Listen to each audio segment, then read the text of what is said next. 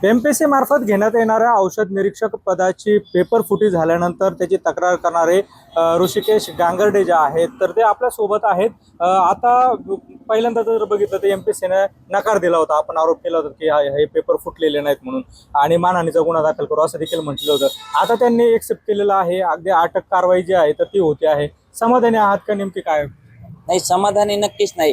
कारण अगोदर अध्यक्ष आणि सचिवांनी जे जबाबदार व्यक्ती आहेत त्या महत्वाच्या पदांवर बसलेले आहेत तर त्यांनी स्टेटमेंट दिले होते ऋषिकेश गांगर्डे नापास झाला, त्याला री एक्झाम पाहिजे म्हणून त्याने खोटे आरोप करतोय, आयोगाची प्रतिमा मलिन करतोय म्हणून आम्ही त्याच्या मानहानीचा गुन्हा दाखल करू. त्यात एक विशेष गोष्ट अशी की प्रतिमा मलिन, पण आता त्यांनी कबूल केलंय की आरोप खरे होते, पेपर फुटला आणि री एक्झाम त्यांनी डिक्लेअर केली. पण आता प्रतिमा मलिन तशीच राहिलेली आहे. मग आता त्याची आयोगाची प्रतिमा मलिन पुन्हा झाली ना, त्याची नैतिक जबाबदारी हे अध्यक्ष आणि सचिवांनी घेतलीच पाहिजे. कारण शेवटी आयोगाची प्रतिमा जपणं हे सगळ्यांचं कर्तव्य आहे. अध्यक्ष आणि सचिव नात्याने त्यांचं पण कर्तव्य आहे की आयोगाची प्रतिमा मलिन होऊन नसेल द्यायची तर त्यांनी राजीनामा द्यावा. बरं, आता ही री एक्झाम होते आहे तर ह्याचा नेमकं आता विद्यार्थ्यांना नेमकं काय होईल, फायदा होईल किंवा काय? कारण पुन्हा तुम्हाला मेहनत करावी लागणार आहे. इतरांनी देखील मेहनत त्याच्या अगोदर केली होती. आता ते री एक्झाम हे गाजर दिलेलं आहे. तसं त्यांनी सांगितले की एकाच विद्यार्थ्याला क्वेश्चन मिळाले होते. एमपीएससीच्या आयोगातले माणसं एका विद्यार्थ्यासाठी क्वेश्चन फोडणार आहेत का? आणि दुसरी गोष्ट, मी स्वतः 30 ते 40 जणांचे पुरावे दिलेले आहेत. आता आरोप नाहीये करत, आता पुरावेच दिलेले आहेत. तर मग त्यांचे सीडीआर काढले का? मेन म्हणजे त्यांचे नाही. आता इथं आज प्रूफ काय झालंय, विद्यार्थिनीसाठी तिच्या वडिलांनी फोडला. मग आम्ही ज्यांचे पुरावे दिले त्यांच्या तुम्ही वडिलांचे पण सीडीआर तुम्हाला शोधणं भाग आहे. मग त्यांचे सीडीआर, त्यांच्या मोबाईलचं फॉरेन्सिक करा आणि यांची जी साखळी आहे ती शोधली का? ते एक क्लासवाला आला, त्याच्यानंतर अजून एक त्याला देणारा गायब आहे, म्हणजे त्याला अटक होणं बाकी आहे. मग ती साखळी शोधत शोधत सगळी लिंक लागणार आहे. तर ती साखळी शोधली का? असं कसं म्हणू शकतात की एकच जणाला मिळालाय? मी सांगतो 30 ते 40 जणांचे पुरावे नाही दिले ते 1 तारखेला आम्ही जर अध्यक्षांनी त्यांनी राजीनामा नाही दिला तोपर्यंत आयोगावर उपोषणाला जाणार आहेत आणि तिथं सगळ्या मीडियाला जाहीर करणार आहेत. त्या 30 ते 40 जणांचे पुरावे नावासकट जाहीर करणार आहेत. मग ही आयोगाची आणि पोलिसांची सीआयडी कडे तपास होता त्यांची जबाबदारी राहील की आता पूर्ण महाराष्ट्रात ते पुरावे प्रसिद्ध झाले तरी तुम्ही तपास करत नाहीयेत. तुम्ही जे पुरावे दिलेले होते ते एमपीएससी मध्ये दिलेले होते का? कुणाकडे नेमकं दिलेले होते ना? आता त्याचे काय स्टेटस आहे? मी ते पुरावे काल बातमी आली ना, जे अभिजित लेंडवे अवर सचिव आहेत एमपीएससीचे, त्यांच्याकडे स्वतः मी दिलेले होते. 24 जुलै 2026 रोजी संध्याकाळी 6:15 ते 7 वाजता 4थ्या फ्लोअरला अभिजित लेंडवे यांच्या डेस्क समोर तुम्ही तिथं जाऊन त्यांना सीसीटीव्ही काढा सांगा.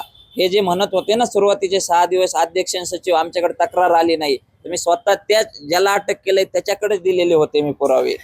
त्याला तर काल कळलं त्याला अटक झाली, पण मग अशी शंका येते की त्याने त्यातले पुरावे खूप सारे गायब केले असणार आहेत. आता ह्याच्यामध्ये काही राजकीय कनेक्शन जे आहेत तर ते देखील समोर येताना दिसत आहेत. तर त्याच्या संदर्भात, कारण हे जे लोक आहेत त्यातले काही लोक एका आमदाराचे पीए आहेत किंवा काय, त्याच्याबद्दल काय वाटतं? कुठं राजकीय पण कनेक्शन आहे याच्यामध्ये? आता ते तर कनेक्शन आहे, प्लस काही राजकीय नेत्यांची मुलं आहेत. मुलं अहिल्यानगर जिल्ह्यात पण आहेत. आता त्या लिस्ट मधून तुम्ही मीडियाने काढा नाव, मी डायरेक्ट नाव नाही सांगत. नेत्याचा मुलगा पण होता अहिल्यानगर मध्ये, काय जास्त नाही, 3-4 नाव आहेत. त्यातून तुम्हाला शोधायला सोपं जाईल. असं भरपूर ठिकाणी ना की राजकीय नेत्यांचे मुलंच लागलेत. गरीब घरातले उगा 1-2 आहेत, नाही तर बाकी सगळे राजकीय कनेक्शन आहेत. म्हणजे जे पदावरती आता रुजू झालेत किंवा नाही, मग ते नेमकं कोण? राजकीय नेते म्हणजे ते मुलं कोण नेमकं? त्यांना काय फायदा झाला? नाही, री एक्झाम झाली त्यांचा काय फायदा, पण त्यांनी पेपर तर घेतला असणार आहे ना.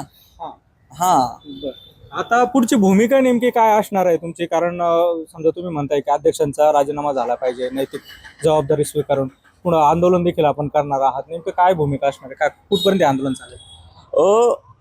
याच्या मुळाशी, कारण हे 30 ते 40 जणांपेक्षा जास्त असणार आहेत. म्हणजे मी सामान्य माणूस असून 30-40 जणांचे पुरावे देतोय. मग पोलीस आहेत, तुम्ही तर खूप साऱ्यांचे काढायला पाहिजेत ना. म्हणजे मी देईन तेवढंच काम त्यांनी करायचं नाहीये, त्यांनी जास्त काम करायचंय. आमच्याकडे तर अधिकार नाहीत ते, तरी आमच्याकडे पुरावे आलेले आहेत.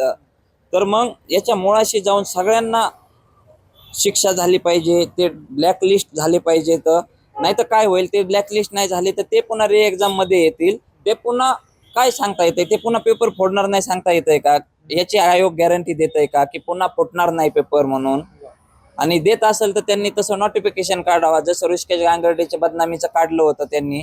आणि आता माझी अशी विनंती आहे की तुम्ही अजून एक नोटिफिकेशन काढा की आता ऋषिकेश गांगर्डे तेव्हा खरा होता, आयोगातर्फे त्याची माफी मागण्यात येते. एकूण जर बघितलं तर आता ऋषिकेश गांगर्डे जे आहे तर ते खरे होते आणि त्यांचे आयोगानेच कुठेतरी माफी मागितली पाहिजे अशी भूमिका त्यांनी घेतलेली आहे. सोबतच 1 तारखेला आम्ही आंदोलन देखील करणार आहोत. जोपर्यंत MPSC आयोगाचे जे अध्यक्ष आहेत आणि सचिव आहेत ते राजीनामा देत नाहीत तोपर्यंत हे आंदोलन पुढे चालू राहील असं देखील त्यांनी म्हटलंय. सुनील भोंगळे, ABP माझा, अहिल्यानगर. ABP माझा, उघडा डोळे बघा नीट.